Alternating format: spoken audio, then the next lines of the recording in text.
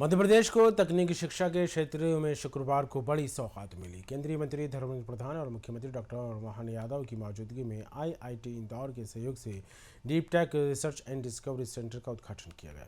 कार्यक्रम में केंद्रीय मंत्री धर्मेंद्र प्रधान वर्चुअल जुड़े। कार्यक्रम में सीएम डॉक्टर मोहन यादव ने कहा कि खगोल की दृष्टि से उज्जैन की हजारों साल से महत्ता है। उज्जैन विज्ञान की नगरी के रूप में स्थापित होना चाहिए।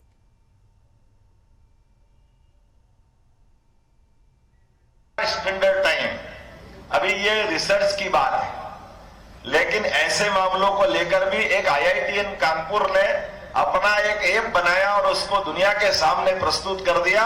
हमारे ग्रह, नक्षत्र, तारे सबकी गणना करने के लिए भारतीय दृष्टिकोण क्या हो सकता है, भारतीयता से कैसे सोचा जा सकता है, यह अद्भुत प्रयोग हुआ। और आज हमने देखा कि वेदी घड़ी बनकर के सबके बीच तैयार है। जोरदार अभिनंदन करें माननीय मोदी जी के उस शुभारंभ का।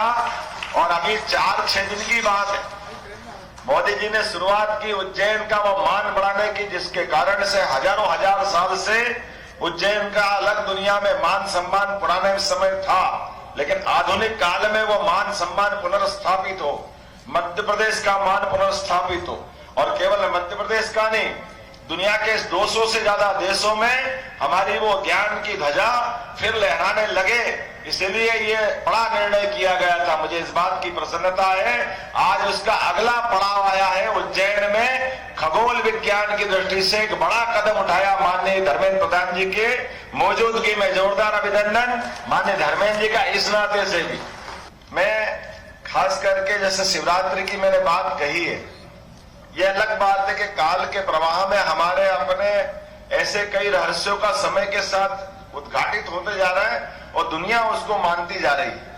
हमारी संस्कृति में ऐसा माना जाता है कि सदैव नित्य नूतन नवीन जो होता है उसमें सबका हमारा अपना मन और अपनी संस्कृति उसको पुष्पित पल्लवित करती है, उसको प्रोत्साहन देती है। और काल के प्रवाह में हम तो इतना आगे सोचने वाले हैं, जिनको मानना हो माने, जिनको न मानना न माने, लेकिन काल के प्रभाव में ब्रह्म वैवर्त पुराण के अनुसार ऐसा माना जाता है कि सृष्टि का आज जो है वह अंततः कोई न कोई दिन इसका समापन होगा, प्रलय होगा। तो जब प्रलय होगा तो फिर उद्भव भी होगा, और प्रलय और उद्भव के बीच में हर एक काल गणना का समय उसका नियत है। वो समय कभी कम ज्यादा नहीं हो सकता। ऐसे में समय के साथ जब प्रलय होगा और प्रलय में ये सब कुछ नष्ट होगा, जब नष्ट होगा तो फिर उद्भव होगा। आध्यात्म की दृष्टि से माना जाता है कि जब ये सब कुछ नष्ट होगा तो ऐसा माना जाता है कि वो हमारा वो दिन होगा जिसमें ब्रह्मांड की समाप्ति के साथ ब्रह्मा जी की नींद लगेगी, वो आराम करेंगे, वो रात्रि विश्राम करेंगे। लेकिन वो रात्रि विश्राम कब तक होगा, कितने समय के लिए होगा? वो उनकी नींद निकलेगी रात की तो लगभग 84 लाख हजार साल पहले की बात होगी। उसके बाद एक दिन ब्रह्मा की आंख का खुलेगा तो दोबारा हमारी दिन की शुरुआत होगी। ब्रह्मा को जगाने का अगर कोई काम करेंगे वो महाकाल करेंगे। बाबा महाकाल की नगरी से वो चेतना आती है इस सृष्टि में, ऐसा माना जाता, क्योंकि शिव ही सृष्टि के हमारे प्रदाता भी है और संहारक भी है, ऐसा माना जाता है। ऐसे में आज का दिन शिवरात्रि का 2 तरह से माना जाता है। कुछ लोग आज के दिन भगवान शिव के प्राकट्य का दिन भी मानते हैं। दुनिया में निराकार इस सृष्टि जगत में एक अद्वितीय चेतना, कोई चराचर अजर अमर एक चेतना है, जिस चेतना से संपूर्ण सृष्टि का संचालन होता है। और उस संचालन करने वाली ताकत को ढूंढने के लिए आधुनिक विज्ञान अपने ढंग से लगता है।